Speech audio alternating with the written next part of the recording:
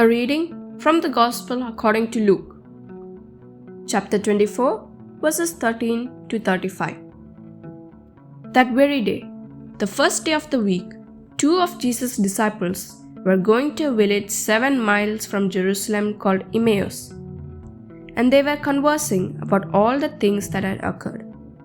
And it happened that while they were conversing and debating, Jesus himself drew near and walked with them. But their eyes were prevented from recognizing him. He asked them, "What are you discussing as you walk along?" They stopped, looking downcast. One of them, named Cleopas, said to him in reply, "Are you the only visitor to Jerusalem who does not know of the things that have taken place there in these days?"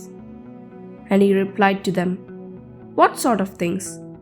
They said to him, "The things that happened to Jesus the Nazarene, who was a prophet, mighty in deed and word before God and all the people. How our chief priests and rulers both handed him over to a sentence of death and crucified him. But we were hoping that he would be the one to redeem Israel. And besides all this, it is now the 3rd day since this took place. Some women from our group, however, have astounded us.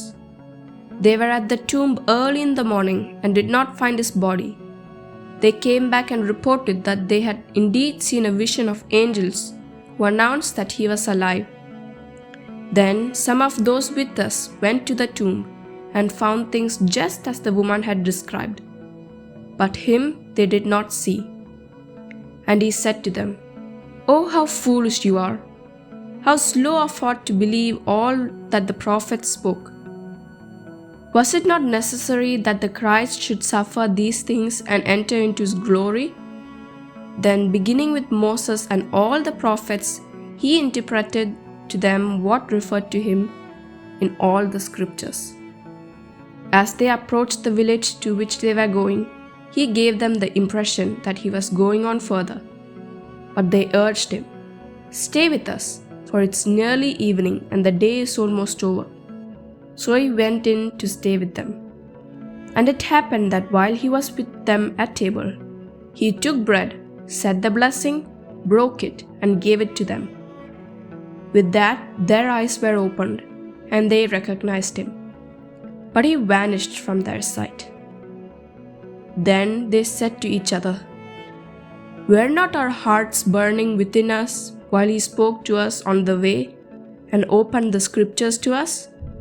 So they set out at once and returned to Jerusalem, where they found gathered together the 11 and those with them who were saying, 'The Lord has truly been raised and has appeared to Simon.' Then the 2 recounted what had taken place on the way and how he was made known to them in the breaking of the bread.